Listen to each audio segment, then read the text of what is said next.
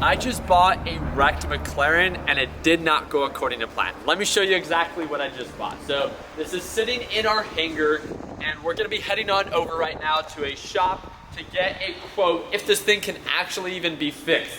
Not only cosmetically, but I wanna take you guys along the car on what bothers me about it. So it didn't look like this in pictures, but as you guys can see, if you get a straight shot, you can see that the overall gap on these panels are just way too big.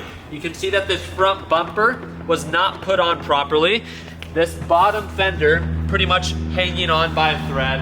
You can see right on over here, again, something that was not installed properly. I don't know if it's missing some plastics here, but I would like to fix that.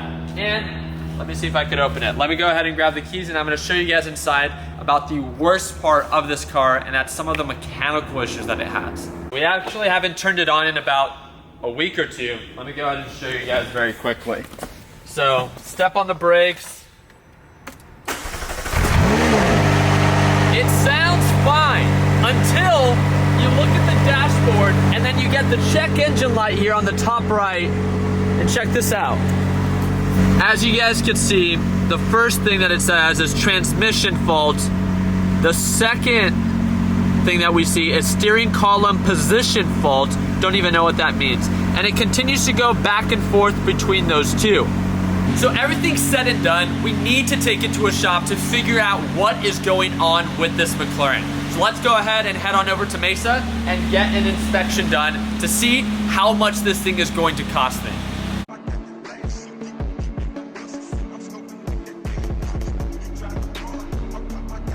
All right, check that out. We got Jake driving the Lambo. I'm in the McLaren, obviously trying to be very, very safe. But you guys can see the two faults that keep coming up. Steering column position fault and transmission fault. I am praying that it's not too expensive to fix.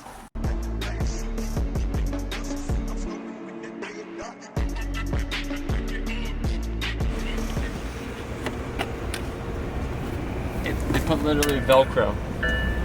That's great. Oh, right here. Like, I don't know if this is where the airbags. Even every little gap, it looks like Brakes, everything is good. The tires look good to me. The steering isn't horrible. Like, does it move maybe a little bit? What was that? He's got a tweeter right there. Yeah. Yep. In your opinion, is it worse or better than what you thought? Probably worse. Really? You made it sound like it wasn't that bad. Ah, shit. But it's not that bad. I mean, I've seen a lot worse. Okay. The check engine light's on too? Yeah. That wouldn't be because of the transmission fault or the steering? Okay. You have to use my buddy's computer or take it to McLaren. I got it. I'm really good with those guys. Okay. So, it wasn't me. I didn't do it. Jesus Christ. Let's see. Yep, it's it's coming up from up here. So what would that be? The radiator right there? Is that the radiator? Yeah.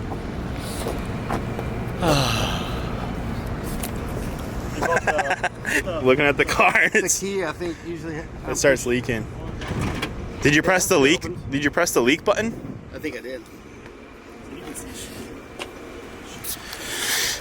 All this shit's fucking on and fuck. Look at that. Oh, these are supposed to be on there in one piece. That's supposed to be one piece? Yeah, like this. Yeah.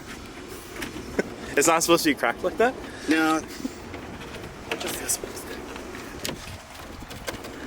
Overheat? Yeah, it looks like coolant to me. Or is that for AC? No, it's I've never coolant. seen an AC go that much. No, it's coolant for sure. That's engine. Well, damn, it's in the very middle. Not even this. Coming from the middle of the car. So we're gonna see if you can see where it's leaking from under there. We got a drip right in that center. I don't know if you can see, but we gotta figure out what that is from and caused by. And you can see it's a little wet right here too in the door jamb area. Don't know what that is all about, but we're gonna figure it out. The AC working okay? yeah. Probably all right.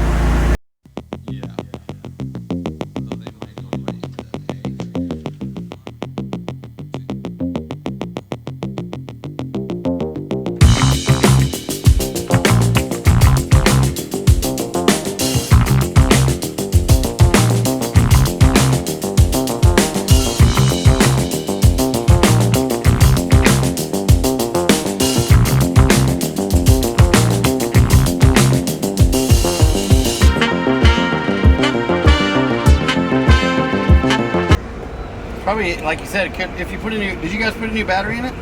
No. Where's the key? Right here. You're good.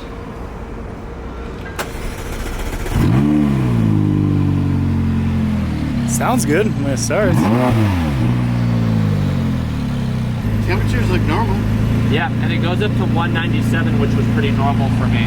All right, give us a little update of what we're doing right now. All right, so Paul said that he can take care of all the cosmetic stuff, which obviously visually I want it to look good. My big concern is anything mechanical. So it still has a transmission fault, it has a steering fault, and when we brought it here, it started leaking fluid. So we're gonna head on over to McLaren in Scottsdale, get a quote on, or really just get this thing scanned, have a better understanding of what's going on.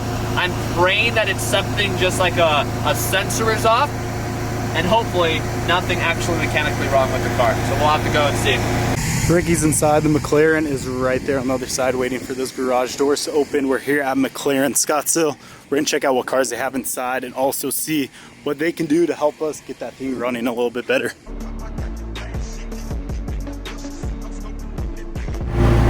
But at least it sounds good. Oh, I mean, we drove it, we picked it up so I picked it up in Phoenix originally. I drove it to my hangar. From my hangar, I took it to PCC, which is in Tempe, and then from Tempe we drove it here. And temps are all good. The only thing is that when I hit like a dip or like cracks, like I do feel a lot of feedback that I did not feel when I had a 5.7 ES. So the cosmetic thing is like, I know we can figure that out. All right, on board? Yes, sir. I'll give you a call. Quick recap. All right, so we're here at McLaren Scottsdale. Our guy's hooking us up. He's gonna go check out the vehicle, make sure that he checks out those two faults, steering and transmission. The biggest concern, no question, is the transmission for me. There's two main focuses, the transmission fault and the steering fault. So hopefully it's nothing big. It was explaining to me the whole thing that was going on with the steering fault. He says it's normally a sensor, but it wasn't even working. So hopefully they're easy fixes, hopefully they're cheap fixes, and then we can get it back, work on the cosmetics, and then have it on the road. It looks like such a fun car, but it just sucks that it's not running properly just yet, but I'll keep you guys up to date. And this wraps up part one of our McLaren build. So we just reached out to a couple different sponsors for the McLaren itself. Let me know down in the comment section, if this were your McLaren, what would you need done to it that just takes it to the next level? Really do appreciate you guys' time. Make sure you subscribe to the channel to stay updated, and don't forget to drop a thumbs up. Appreciate it, guys.